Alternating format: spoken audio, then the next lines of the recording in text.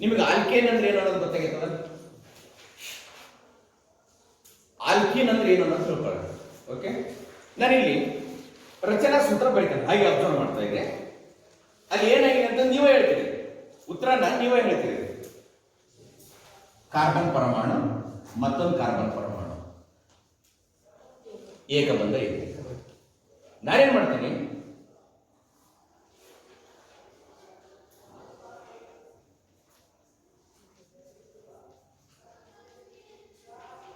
Carbon valency 4 valency ಅಂದ್ರೆ ಈ carbon 3 ಏಕಬಂಧವನ್ನು ಹೊಂದಿವೆ.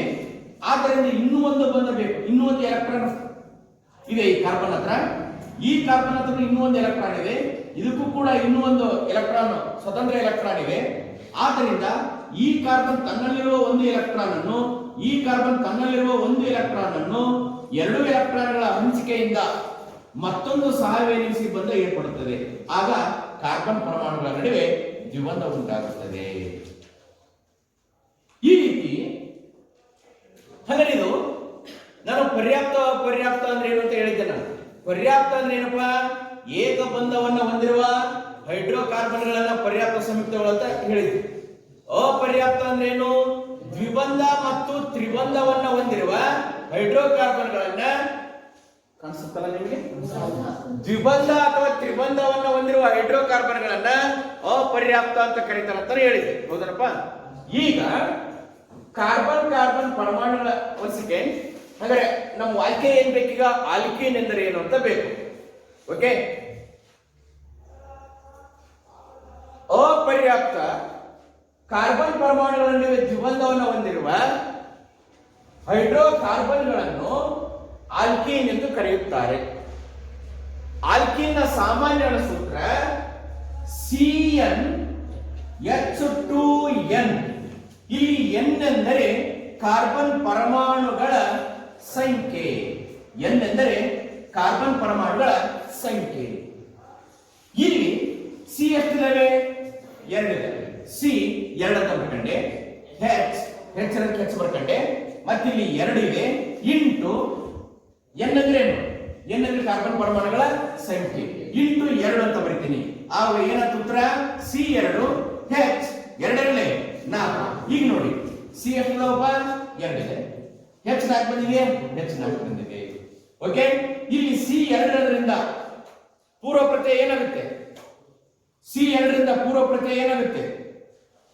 ನಾನು ಹೈಡ್ರೋಕಾರ್ಬನ್ಗಳನ್ನು ಹೆಸರಿಸುವ ವಿಧಾನವನ್ನು ವಿವರಿಸಿದ್ದೆ. ನಾನು ಗುಂಪಲ್ಲಿ ಮಾತಾಡೋದು, ಒಬ್ಬೊಬ್ರು ಹೇಳ್ಬೇಕು, ಹರ್ಷಿತ ಹೇಳಮ್ಮ. C2ರಿಂದ ಪೂರ್ವ ಪ್ರತ್ಯಯ ಏನಾಗುತ್ತೆ? ಈತ್ ಆಗುತ್ತೆ. ಈತ್ ಪ್ಲಸ್ ದ್ವಿಬಂಧ ಇರೋದ್ರಿಂದ ಏನಾಗುತ್ತೆ? ಏನಾಗೋದಿಲ್ಲ, ಈನಾಗಿ. ದ್ವಿಬಂಧ ಇರೋದ್ರಿಂದ ಈನಾಗುತ್ತೆ. ಒಟ್ಟಾರೆ ಏನಾಯ್ತಪ್ಪ ಇದು ಅಂತಂದ್ರೆ ಈಥೀನ್ ಆಗುತ್ತೆ. ಒಟ್ಟಾರೆ ಏನಾಗುತ್ತೆ? ಇದೇ ತರ ಇನ್ನೊಂದು ಬರೆಯೋಣ. ಇಲ್ಲಿ 2 ಕಾರ್ಬನ್ ಇರೋದು ಬರಿದೆ, ಈ 3 ಕಾರ್ಬನ್ ಇರೋದು ಬರಿತೀನಿ. ನಾವು ದ್ವಿಬಂಧವನ್ನು ಎಲ್ಲಾದ್ರೂ ಕೊಡಬಹುದು, ಈ ಕಡೆಗಾದ್ರೂ ಕೊಡಬಹುದು, ಈ ಕಡೆಗಾದ್ರೂ ಕೊಡಬಹುದು. ನೋಡಿ ಕೇಳಿ. ಓಕೆ, ನಾನೇನ್ ಮಾಡ್ತೀನಪ್ಪ, ನನಗೆ ಅನುಕೂಲಕ್ಕೆ, ನನ್ನ ಕನ್ವೀನಿಯನ್ಸ್ಗೆ ಈ ಕಡೆ ಕೊಡ್ತೀನಿ ದ್ವಿಬಂಧವನ್ನು. ಓಕೆ, ಈಗ ಏನ್ ಮಾಡೋಣ, ಪ್ರತಿಯೊಂದು ಕಾರ್ಬನ್ ಇರುವ ವೇಲೆನ್ಸಿಯ ಸರಿದೂಗಿಸಲು ಹೈಡ್ರೋಜನ್ ಅನ್ನು ಹಾಕೋಣ. ಇದಕ್ಕಿನ್ನ 2 ಹೈಡ್ರೋಜನ್ ಬೇಕು, ಇದಕ್ಕಿನ್ನ 1 ಹೈಡ್ರೋಜನ್ ಬೇಕು, ಇದಕ್ಕಿನ್ನ 3 ಹೈಡ್ರೋಜನ್ ಬೇಕು. ಆ ಹೈಡ್ರೋಜನ್ ಅನ್ನು ಈ ಕಡೆಗೆ ಹಾಕ್ತಾ ಇದೀನಿ ಅಲ್ವಾ? ಈಗ ಏನ್ ಮಾಡೋಣ ಅಂತಂದ್ರೆ, ಇದು ಹೆಸರನ್ನ ಕಂಡುಹಿಡಿಯೋಣ. ಓಕೆ, ಹೆಸರನ್ನ ಕಂಡುಹಿಡಿಯೋಕ್ಕಿಂತ ಮುಂಚಿತವಾಗಿನ ಇದರ ಅಣುಸೂತ್ರವನ್ನ ಕಂಡುಹಿಡಿಯೋಣ. ಅಣುಸೂತ್ರವನ್ನ ಈ ಸೂತ್ರದ ಆಧಾರದ ಮೇಲೆ ಕಂಡುಹಿಡಿಯೋಣ ನಾವು. CnH2n ಏನಪ್ಪಾ ಅಂತಂದ್ರೆ ಆಲ್ಕೀನ್ಗಳ ಸಾಮಾನ್ಯ ಅಣುಸೂತ್ರ. ಹಾಗಾದ್ರೆ C ಬರದೆ, n ಅಂದ್ರೆ ಕಾರ್ಬನ್ ಪರಮಾಣುಗಳ ಸಂಖ್ಯೆ ತಾನೆ. ಎಷ್ಟಿದಾವೆ ಕಾರ್ಬನ್ ಪರಮಾಣು? 3 ಇದಾವೆ. ನಂತರ H ಇದೆ, ನಂತರ ಇಲ್ಲಿ 2 ಇದೆ, ಇಂಟು n ಅಂದ್ರೆ ಕಾರ್ಬನ್ ಪರಮಾಣು ಸಂಖ್ಯೆ, ಆದ್ದರಿಂದ 3 ಅಂತ ಬರೆದೆ is equals C3 H 3 6 C3H6. ಇದು ಇದರ ಅಣುಸೂತ್ರ. ಇದರ ಹೆಸರೇನೆಂದರೆ, ಅಣುಸೂತ್ರ ಸಿಕ್ತು ನಮಗೆ, ಇದರ ಹೆಸರೇನು? ಹೆಂಗೆ ಹೇಳ್ತೀರಿ? ಪ್ರೊಪೇನ್ ಅಂತ ಹೆಂಗೆ ಹೇಳ್ತೀರಿ? ತಪ್ಪು, ನೀವು ಹೇಳಿದ ಉತ್ತರ. ಲಿಸನ್, 1 ಸೆಕೆಂಡ್, ಮಾತಾಡಬಾರ್ದು. ಇಲ್ಲಿ ಕಾರ್ಬನ್ ಪರಮಾಣು 3 ಇರೋದ್ರಿಂದ ಪೂರ್ವ ಪ್ರತ್ಯಯ ಏನಾಯ್ತು? ಪ್ರೋಪ್ ಆಯ್ತು. ಪ್ರೋಪ್ ಇದೇ ತರ ಬರೀಬೇಕು ನಾವು. ಪ್ರೋಪ್ ಪ್ಲಸ್ ಇಲ್ಲಿ ದ್ವಿಬಂಧ ಐತಿರ್ತಾರೆ, ಏಕಬಂಧ ಇದ್ರು ಕೂಡ ಅದನ್ನ ನೆಗ್ಲೆಕ್ಟ್ ಮಾಡಿ ದ್ವಿಬಂಧವನ್ನು ತೆಗೆದುಕೊಳ್ಬೇಕು. ದ್ವಿಬಂಧ ಇರೋದ್ರಿಂದ ಅಂತ್ಯ ಪ್ರತ್ಯಯ ಏನಾಯ್ತು? ಈನಾಯ್ತು. ಸಾರಿ, ದ್ವಿಬಂಧ ಇರೋದ್ರಿಂದ ಈನಾಯ್ತು. ಒಟ್ಟಾರೆ ಏನಾಯ್ತಪ್ಪ ಅಂತಂದ್ರೆ ಏನಾಯ್ತಪ್ಪ? ಪ್ರೊಪೀನ್ ಆಯ್ತು. ಒಟ್ಟಾರೆ ಏನಾಯ್ತು? ಪ್ರೊಪೀನ್. ಅಂದ್ರೆ ಇನ್ನೊಂದ್ಸರಿ ಹೇಳ್ತೀನಿ, ಆಲ್ಕಿನ್ ಅಂದ್ರೆ ಏನು ಅಂತ ಪ್ರಶ್ನೆ ಬರುತ್ತೆ. ಆಲ್ಕಿನ್ ಅಂದ್ರೆ ಏನಪ್ಪಾ ಅಂತಂದ್ರೆ ಅಪರ್ಯಾಪ್ತ ಹೈಡ್ರೋಕಾರ್ಬನ್ಗಳಲ್ಲಿ 2 ಕಾರ್ಬನ್ ಪರಮಾಣುಗಳ ನಡುವೆ ದ್ವಿಬಂಧವಿದ್ದರೆ ಅಂತಹ ಹೈಡ್ರೋಕಾರ್ಬನ್ಗಳನ್ನ ಆಲ್ಕಿನ್ ಎಂದು ಕರೆಯುತ್ತೇವೆ. ಅಣುಸೂತ್ರ ಸಾಮಾನ್ಯ ಅಣುಸೂತ್ರ CnH2n. ಉದಾಹರಣೆ ಈಥೀನ್, ಅದರ ಅಣುಸೂತ್ರ C2H4. ಪ್ರೊಪೀನ್, ಅದರ ಅಣುಸೂತ್ರ C3H6. ನೋಡಿ ಎಷ್ಟು ಈಸಿ ಇದೆ ಅಲ್ವಾ? ಓಕೆ, ಬರ್ಕೊಂಡ್ರಿ ನೋಟ್ಸ್ ಜೊತೆಗೆ ನೋಟ್ಸ್ ಬರ್ಕೊಂಡ್ಬಿಡೋಣ. ಅನುರೂಪ ಶ್ರೇಣಿ ಎಂದರೇನು? ಉದಾಹರಣೆ ಕೊಡಿ. ಹೌದಾ? ಇಲ್ಲಿ ಕೆಲವೊಂದು ಉದಾಹರಣೆ ಬರೀತಾರೆ. ಏನಂತಂದ್ರೆ ಮೊದಲಿಗೆ CH4 ಇದರ ಹೆಸರು ಮಿಥೇನ್. ಹೌದಾ? CH4 ಇದರ ಹೆಸರು ಮಿಥೇನ್. ಇದರ ರಚನಾ ಸೂತ್ರ ಈ ಟೈಪ್ ಇರ್ತದೆ.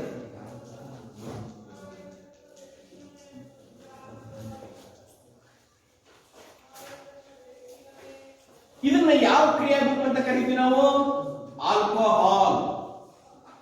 ಆಲ್ಕೋಹಾಲ್ ಅಂತಕ್ಕಂಥದ್ದು ಒಂದು ಕ್ರಿಯಾ ಗುಂಪು. OH ಅನ್ನೋದು, OH ಅನ್ನೋದು ಆಲ್ಕೋಹಾಲ್ ಅಂತಕ್ಕಂಥ ಒಂದು ಕ್ರಿಯಾ ಗುಂಪು. ಈಗ ನೋಡಿ ಏನಾಗುತ್ತೆ ಅಂತಂದ್ರೆ ಇಲ್ಲಿ ಮಿಥೇನ್ ಇದೆಯಲ್ಲ, ಈ ಹೈಡ್ರೋಜನ್ ಅನ್ನ OH ಗುಂಪು ಸ್ಥಾನ ಪಲಾಟಗೊಳಿಸುತ್ತೆ. ಅವಾಗ ಏನಾಗುತ್ತೆ ಅದು ಅಂತಂದ್ರೆ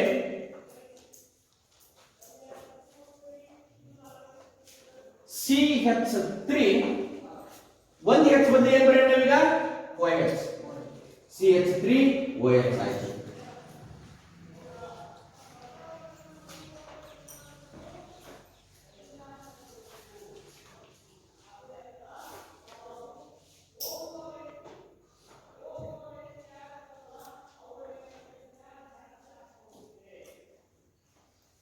ಓಕೆ, ಅದೇ ತರ ಇದ್ರ ಹೆಸರೇನು?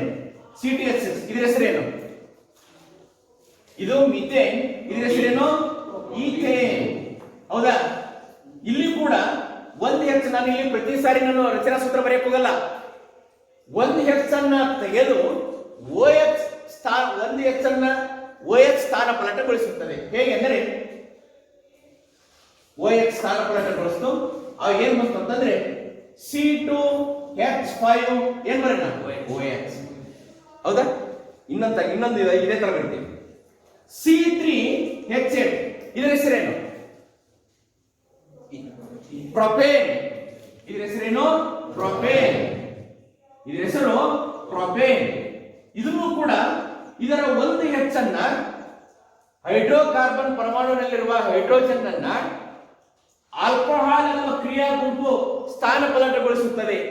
ಆಗ ಏನುಂಟಾಗುತ್ತದೆ ಅಂತ ನೋಡೋಣ. C3 ಅಂತ ಬರೆದೆ, H 7, 8 ಬದಲು 7 ಬರೀತೀನಿ, OH ಬರೀತೀನಿ. ಈಗ ಏನಾಯ್ತು ಅಂತಂದ್ರೆ ಇದಕ್ಕೆ ನಾವು ಮಿಥೇನ್ ಜೊತೆಗೆ ಓಲ್ ಆಲ್ಕೋಹಾಲ್ ಗುಂಪಿತ್ತು ಅಂತಂದ್ರೆ ನಾವು ಏನಂತ ಕರಿತೀವಿ ಅಂತಂದ್ರೆ ಆಲ್ ಅಂತ ಕರಿತೀವಿ ಅಥವಾ ಓಲ್ ಅಂತ ಕರಿತೀವಿ. ಆಲ್ಕೋಹಾಲ್ ಗುಂಪಿತ್ತು ಅಂತಂದ್ರೆ ಏನಂತ ಕರಿತೀವಿ? ಓಲ್. ಮಿಥೇನ್ ಜೊತೆಗೆ ಆಲ್ಕೋಹಾಲ್ ಗುಂಪು ಸೇರ್ಕೊಂಡು ಏನಾಯ್ತು? ಮಿಥೆನಾಲ್ ಆಯ್ತು. ಇದಕ್ಕೆ ಏನಂತ ಕರೆಯೋಣ? ಮಿಥೆನಾಲ್. ಮಿಥೆನಾಲ್. ಇದಾದರೆ ಇಥೇನ್ ಜೊತೆಗೆ ಆಲ್ಕೋಹಾಲ್ ಗುಂಪು ಸೇರ್ಕೊಂಡು ಹೆಂಗ್ ಸೇರ್ಕೊಳ್ತು? ಇಥೇನ್ ನಲ್ಲಿರುವ ಒಂದು ಹೈಡ್ರೋಜನ್ ಅನ್ನು ಆಲ್ಕೋಹಾಲ್ ಎಂಬ ಕ್ರಿಯಾ ಗುಂಪು ಸ್ಥಾನ ಪಲಟಗೊಳಿಸಿ ಇಥೆನಾಲ್ ಆಯ್ತು. ಹಾಗಾದ್ರೆ ಇದ್ರ ಹೆಸರೇನಪ್ಪ? ಇಥೆನಾಲ್. ಹಾಗಾದ್ರೆ ನೆಕ್ಸ್ಟ್ ಹೇಳ್ತೀರ ನೋಡೋಣ. ಇದ್ರ ಹೆಸರು ಏನಂತ ಹೇಳ್ತೀರ ನೀವು? ಹೇಳ್ಬೋದು ಪ್ರೊಪೆನಾಲ್. ಹಾಗಾದ್ರೆ ಇದ್ರ ಹೆಸರೇನು? ಪ್ರೊಪೆನಾಲ್. ರಿಪೀಟ್ ಮಾಡಬಾರ್ದು, ಪ್ರೊಪೆನಾಲ್. ಹಾಗಾದ್ರೆ ಆಲ್ ಅಂತಕ್ಕಂಥದ್ದು ಆಲ್ಕೋಹಾಲಿಕ್ ಗುಂಪು, ಅದರ ಸಂಕೇತ OH. ನಮ್ಮ ಪ್ರಶ್ನೆ ಏನಪ್ಪಾ ಅಂತಂದ್ರೆ ಅನುರೂಪ ಶ್ರೇಣಿ ಎಂದರೇನು? ಇಲ್ಲೇನು ಬಂದಿದವಲ್ಲ, ಈ ಮಿಥೆನಾಲ್, ಇಥೆನಾಲ್, ಪ್ರೊಪೆನಾಲ್ ಒಂದೇ ಹೊಂದಿರ್ತದಂತೆ, ಸಾಮಾನ್ಯ ಗುಣವನ್ನು ಹೊಂದಿರ್ತದಂತೆ. ಈಗ ಹೇಳ್ತಾನೆ ನೋಡ್ರಿ, ಅನುರೂಪ ಶ್ರೇಣಿ ಎಂದರೇನು? ಹೈಡ್ರೋಕಾರ್ಬನ್ಗಳಲ್ಲಿರುವ ಹೈಡ್ರೋಕಾರ್ಬನ್ಗಳು ತಾನೇ ನೀವು, ಹೈಡ್ರೋಕಾರ್ಬನ್ಗಳಲ್ಲಿರುವ ಹೈಡ್ರೋಜನ್ ಪರಮಾಣುವನ್ನು ಕ್ರಿಯಾ ಗುಂಪು ಸ್ಥಾನ ಪಲ್ಲಟಗೊಳಿಸಿ ಒಂದೇ ಸಾಮಾನ್ಯ ಗುಣವಿರುವ ಸಂಯುಕ್ತಗಳ ಸರಣಿಯನ್ನು ಉಂಟು ಮಾಡುತ್ತದೆ. ಈ ಸಂಯುಕ್ತಗಳ ಸರಣಿಯನ್ನೇ ಅನುರೂಪ ಶ್ರೇಣಿಗಳು ಎಂದು ಕರೆಯುತ್ತಾರೆ. ಕ್ಲಿಯರ್ ಅರ್ಥ ಆಯ್ತಲ್ಲ? ಇನ್ನ ಸರಿ ಹೇಳೋಣ. ಅನುರೂಪ ಶ್ರೇಣಿ ಎಂದರೇನು? ಉದಾಹರಣೆ ಕೊಡಿ. ಹೈಡ್ರೋಕಾರ್ಬನ್ಗಳಲ್ಲಿರುವ ಹೈಡ್ರೋಜನ್ ಪರಮಾಣುವನ್ನು ಕ್ರಿಯಾ ಗುಂಪು ಸ್ಥಾನ ಪಲ್ಲಟಗೊಳಿಸಿ ಸಾಮಾನ್ಯ ಗುಣವಿರುವ ಶ್ರೇಣಿಗಳನ್ನು ಉತ್ಪತ್ತಿ ಮಾಡುತ್ತದೆ ಅಥವಾ ಶ್ರೇಣಿಗಳನ್ನು ಉಂಟು ಮಾಡುತ್ತದೆ. ಈ ಶ್ರೇಣಿಗಳನ್ನೇ ಅನುರೂಪ ಶ್ರೇಣಿಗಳು ಎಂದು ಕರೆಯುತ್ತಾರೆ. ಉದಾಹರಣೆಗೆ ಮಿಥೆನಾಲ್, ಇಥೆನಾಲ್, ಪ್ರೊಪೆನಾಲ್ ಯಾವ ರೀತಿ ಸ್ಥಾನ ಪಲ್ಲಟಗೊಳಿಸಿತ್ತು ಅಂತ ನಾನು ಹೇಳಿದ್ದೀನಿ. ಅರ್ಥ ಆಯ್ತಲ್ಲ? ಬಹಳ ಈಸಿ ಇದೆ ಅಲ್ವಾ? ಬರ್ಕೊಂಡ್ರಿ ಬೇಗ.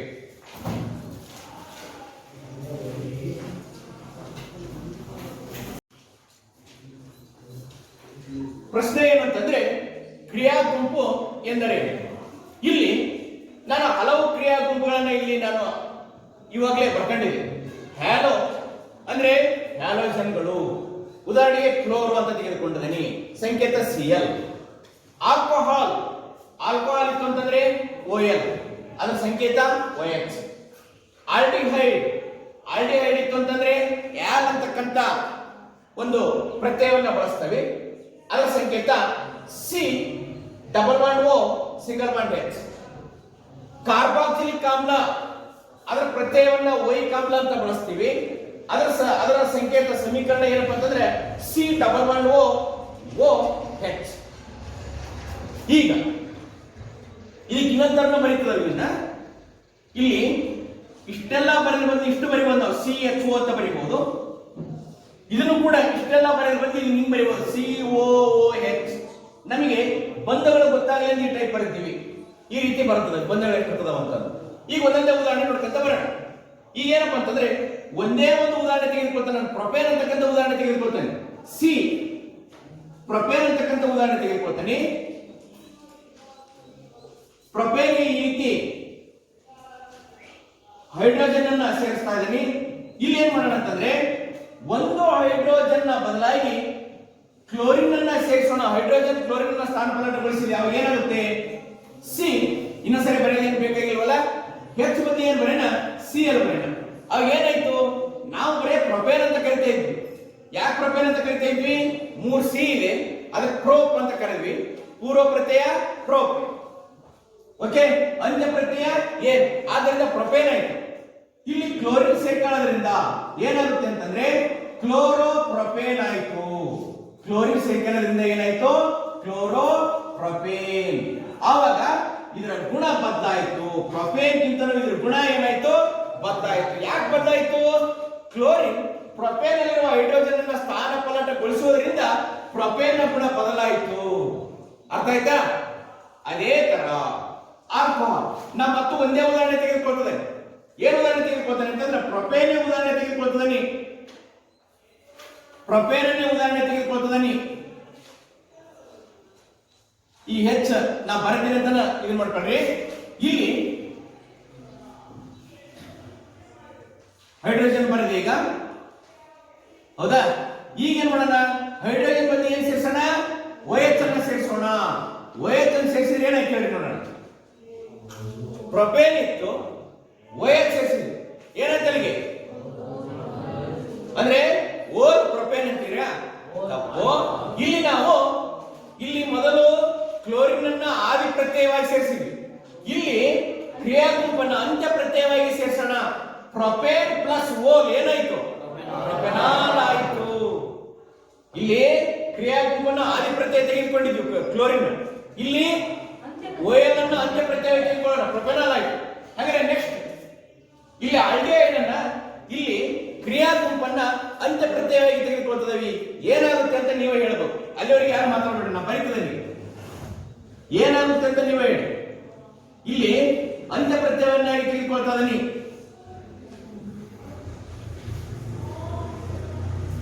ಓಕೆ, ಏನಾಗ್ಬೋದು ಹೇಳಿ? ಏನ್ ತಗೋಣ?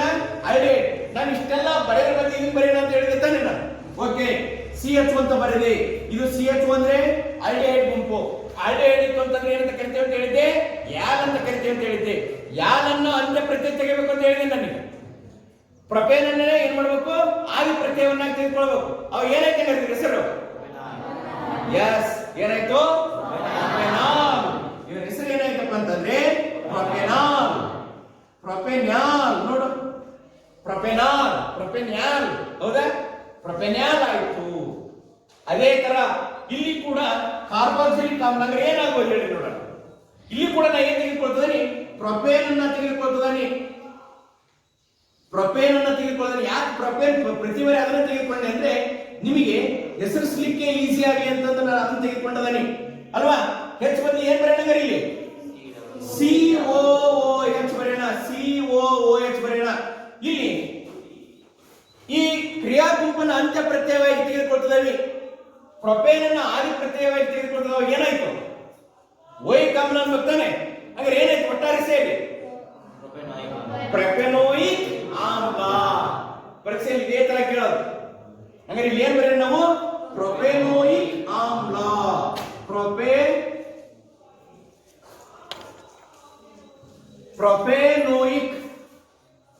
ಪ್ರೊಪೆನೋಯಿಕ್ ಆಮ್ಲ. ನೋಡಿ ಹಾಗಾದ್ರೆ ಈಗ ಕೇಳಿ. ನಮ್ಮ ಪ್ರಶ್ನೆ ಏನಿದೆ? ಕ್ರಿಯಾ ಗುಂಪು ಎಂದರೆ ಏನಂತ ಇದೆ. ಹೌದಾ? ಸಂಯುಕ್ತಗಳ ಅಥವಾ ಹೈಡ್ರೋಕಾರ್ಬನ್ಗಳ ವಿಶೇಷ ಗುಣಕ್ಕೆ ಕಾರಣವಾದ ಪರಮಾಣು ಅಥವಾ ಪರಮಾಣುಗಳ ಗುಂಪನ್ನ ಕ್ರಿಯಾ ಗುಂಪು ಎಂದು ಕರೆಯುತ್ತೇವೆ. ಈ ಕ್ರಿಯಾ ಗುಂಪು ಇಲ್ಲ ಅಂತಂದ್ರೆ ಇದ್ರ ಗುಣ ಒಂದೇ ಇರ್ತೈತೆ. ಹೌದಾ?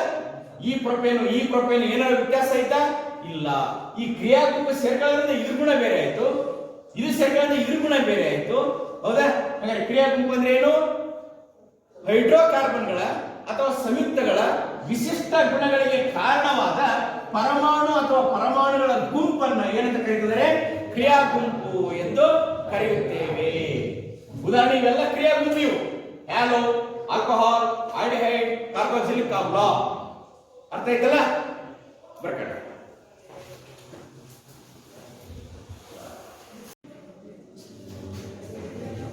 ದಹನ ಕ್ರಿಯೆ ಎಂದರೇನು? ಲಿಸನ್, ಈ ಕಡೆ ನೋಡಿ. ಕಾರ್ಬನ್ ಮತ್ತು ಅದರ ಸಂಯುಕ್ತಗಳು ಆಮ್ಲಜನಕದೊಂದಿಗೆ ಅಥವಾ ಆಕ್ಸಿಜನ್ ನೊಂದಿಗೆ ದಹಿಸಿ ಅಪಾರ ಪ್ರಮಾಣದ ಕಾರ್ಬನ್ ಡೈಆಕ್ಸೈಡ್, ಶಾಖ, ಬೆಳಕನ್ನ ಬಿಡುಗಡೆ ಮಾಡುವ ಕ್ರಿಯೆಗೆ ಏನಂತ ಕರೀತಾರೆ? ದಹನ ಕ್ರಿಯೆ ಅಂತ ಕರೀತಾರೆ. ಸಿಂಪಲ್. ಆಮೇಲೆ ಈ ಸಮೀಕರಣವನ್ನು ಉದಾಹರಣೆ ಬರೆದ್ಬಿಟ್ರೆ ಸಾಕು, 2 ಅಂಕ ಸಿಗುತ್ತೆ. ಒಂದ್ಸಗೆ ದಹನ ಕ್ರಿಯೆ ಎಂದರೇನು?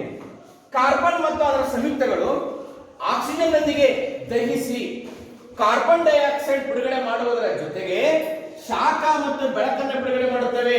ಈ ಕ್ರಿಯೆಯನ್ನೇ ದಹನ ಕ್ರಿಯೆ ಎಂದು ಕರೆಯುತ್ತೇವೆ ಅಂತ ವಾಕ್ಯ ಬರೀಬೇಕು. ಈ ಸಮೀಕರಣಗಳನ್ನ ಬರೀಬೇಕು. ಬರ್ಕಟ್ಟು ಪ್ರಶ್ನೆ ಬರ್ಕೊಳ್ಳಿ. ದಹನ ಕ್ರಿಯೆ ಎಂದರೇನು?